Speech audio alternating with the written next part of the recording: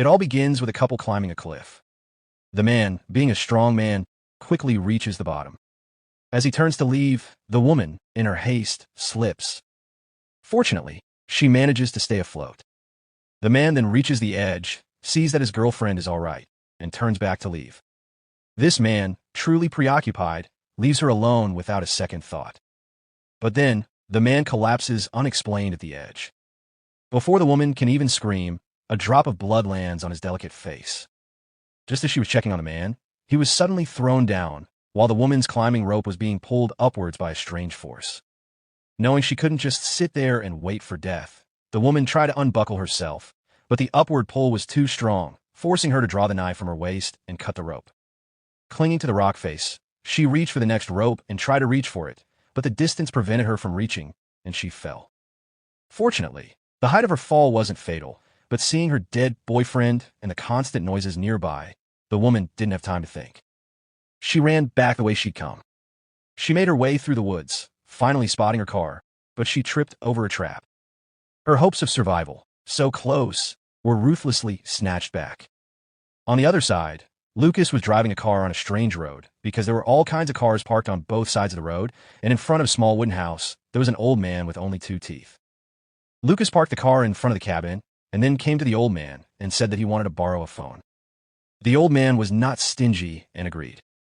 However, when Lucas made the call, he found that the phone could not contact the outside world at all. So he studied the map posted on the cabin and found that there was a small road that could quickly leave here. He thanked the old man and continued driving the car, but something even more weird happened.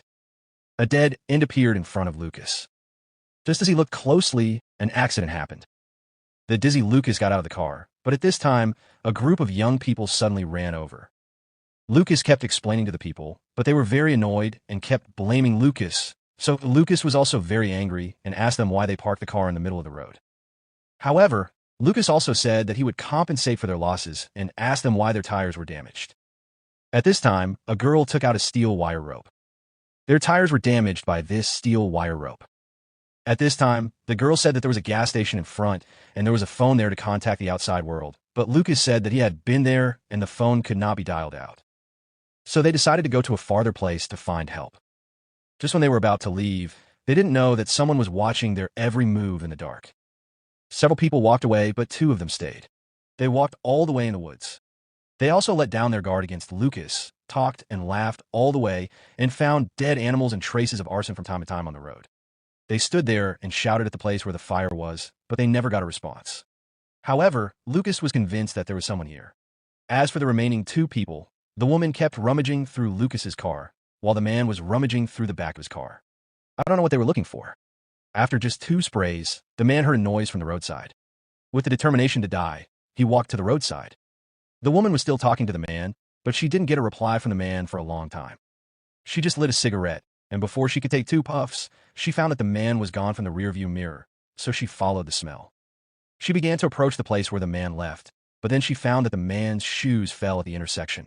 She thought it was a prank by the man. When she came to the mirror and picked up his shoes on the ground, something in the distance instantly attracted her attention. A human ear suddenly appeared in front of her. She was frightened by the scene and stepped back again and again. She had a glimmer of hope, but she was about to lose her life completely. Whereas Lucas and team here kept searching, and finally their efforts paid off. They came to a small wooden house. They came to the door of the wooden house and began to knock on the door politely, but no one responded. They didn't care about being polite and just opened the door and walked in. After coming in, they saw the mess on the table and knew that this family was not a particular person. They just wanted to see if there was a phone call, so they kept searching inside. Looking at the weird decorations in the house, they just wanted to find it quickly. They wanted to leave, but the more they searched, the more they felt something was wrong. The moment Lucas opened the refrigerator, they finally realized something was wrong. When they came to their senses and wanted to leave, everything was over because the owner of the house had already driven back in the car. They had no choice but to walk towards the back door of the house, but the back door was locked tightly. They had to hide in the house first, looking at the owner, covering their mouths and not daring to make a sound. But at this time, the woman who had just been left there was brutally killed and thrown to the ground. The next scene was even more horrifying.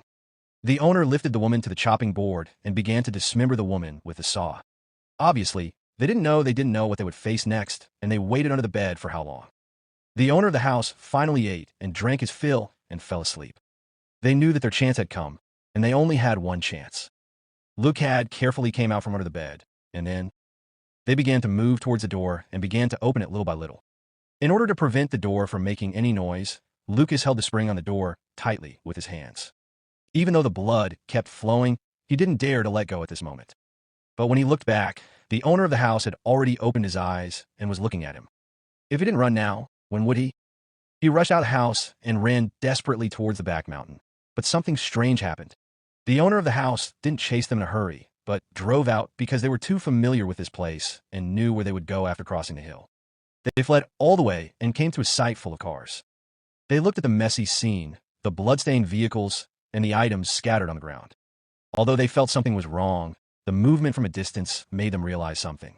Lucas hurriedly asked them to squat as expected. Several strange-looking cannibals appeared, and Lucas and his friends had a bold idea. After one of them, Lucas ran out shouting. Several cannibals were successfully attracted by the shouting. The cannibals picked up their hunting rifles and kept aiming at Lucas. The moment the gun went off, he fell to the ground. This excited the cannibals. Seeing that the cannibals were getting closer and closer to Lucas, Tony said a few words to his girlfriend and ran out shouting. However, the shot did not hit him, but it was also successful. The cannibals were enraged. They gave up the injured Lucas and turned to chase Tony. At this time, the two women hurriedly helped Lucas up and ran towards the car parked in the distance. Tony, who ran out, was like a headless fly running around in the woods. The three people drove the car and kept looking for Tony on the roadside. Just when they found him, they didn't know that Tony's life was about to come to an end. He wanted to escape. The people in the car didn't know what happened. She kept urging Tony, and the arrow went straight through his chest. The cannibals took out bows and arrows and shot at the three people on the roadside. Fortunately, May reacted quickly, otherwise she would have to receive her lunchbox on the spot. They drove the car all the way and recovered from the encounter just now, but the road ahead was blocked by trees. This was not the most fatal thing. Their wheels were now stuck in the mud and could not get out. Finally, they had to abandon the car and choose to walk towards the woods. The three of them kept shuttling through the woods. There was no direction at all, but at this moment, the trap made by the cannibals almost clamped Lucas. Fortunately, he was on crutches. The three of them didn't know how long they had walked.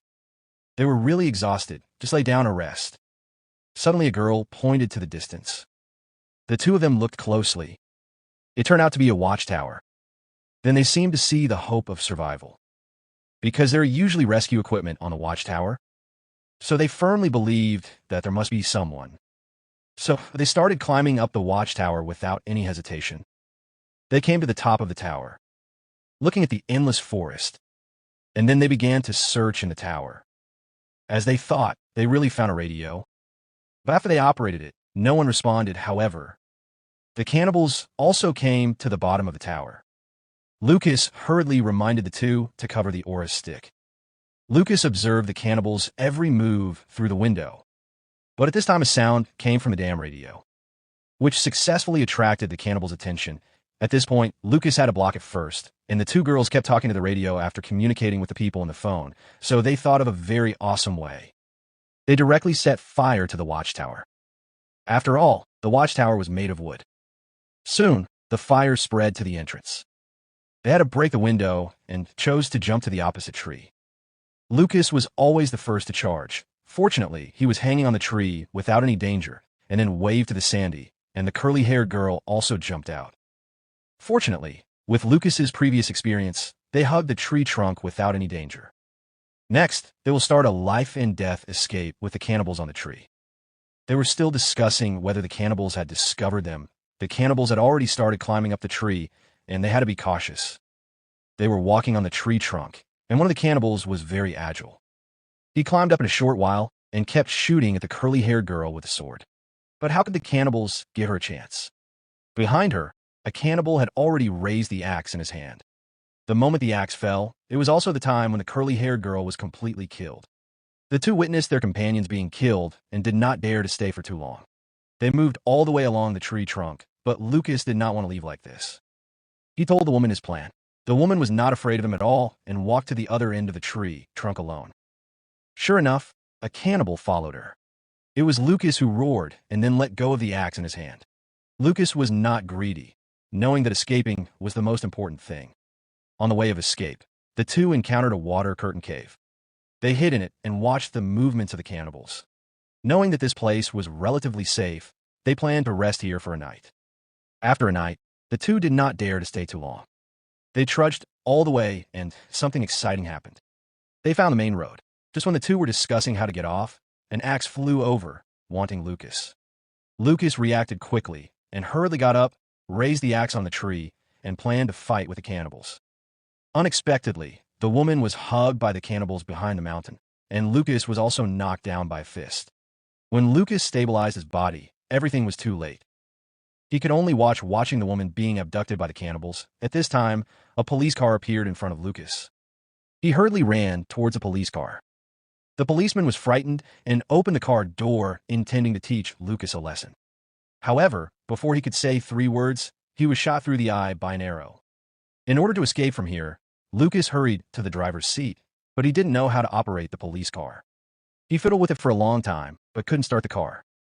He had to give up the car and turn over to hide under the car. At this time, the cannibals also came closer, shown a few times on the spot, and then put the policeman's body into the car. When the vehicle started, Lucas also grabbed the chassis and followed the cannibals to their station. The captured woman was tied to the chopping board at this time. Just when the cannibal was about to take action with a knife, the police car, driven by the cannibals, successfully saved the woman's life. The cannibals had new food and no longer cared about the woman. Instead, they worked together to move the police into the house. Lucas also sneaked out from under the car. Just when the cannibals were about to attack the woman again, a fire suddenly broke out outside the house. The cannibals had to stop what they were doing. Just as they walked to the door to check, Lucas got out of the car and hurriedly threw out a burning item. Seeing that the cannibals were hit, they took out the weapons in the car and fought with the cannibals. After successfully solving one of them, Lucas did not dare to delay and hurriedly untied the woman. Unexpectedly, the cannibal who had just fallen stood up again and threw Lucas out. At this time, the woman opened her eyes and broke free from the cabin. She hurriedly took down the tools on the wall. Just when Lucas was about to suffocate, an arrow shot at the cannibal's head, but at this time another cannibal also ran out and attacked them without saying a word. However, 2 fists are no match for 4 hands. After a while, with the cooperation of the two, they were attacked by the woman from behind and knocked to the ground with an axe. The story basically ended here. Before leaving, Lucas took the shotgun on the ground. They came outside and looked at the burning cabin. Lucas took the shotgun and shot at the oil barrel. The huge explosion reduced the cabin to ashes. They also drove away in the cannibal's car. Follow me and take you to watch a different visual feast.